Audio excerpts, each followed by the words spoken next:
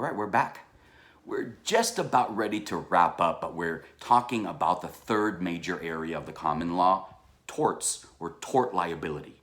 And the idea is when there's an accident, when is somebody legally responsible for the injuries caused by the accident? And so I've assigned here, by the way, this is a huge topic, like property and contracts. Tort is a semester-long course that students in law school will take in their first year. At some law schools, property, torts, and contracts, or some combination thereof, will be a 2-semester course.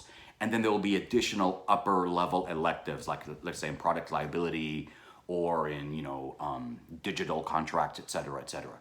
But we're focusing on general principles here. So I've assigned a Florida case just to introduce you to the two big ways, the two solutions the common law judges have created over the years into these two legal doctrines for deciding when are the courts going to impose legal liability for an unintended accident, unintended injury, like when Saf got his arm chomped off by a tiger. Rockow, let's talk about Rockow though, because I want to give you a concrete case and then we'll talk about the two possible rules.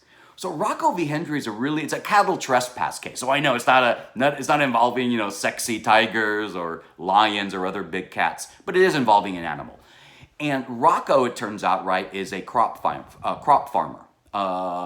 He has, I think the crop is peppers, right? And why is he suing Hendry? Well, Hendry is a cattle rancher.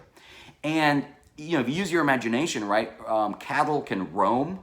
And what happened in this case is that Hendry's cattle strayed into, trespassed into the crop farm of Mr. Rockow, the plaintiff, and damaged some of his crops, trampled some of those peppers, right? And that's a very valuable commodity. That's Rockow's livelihood. So he wants to sue for damages, right? We saw courts can give two kinds of remedies. An injunction, right, prohibiting, or in this case, requiring Hendry, right, to fence in his cattle, and or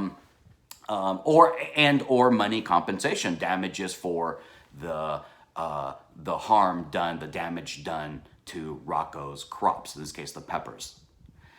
So how does the court decide this question, right?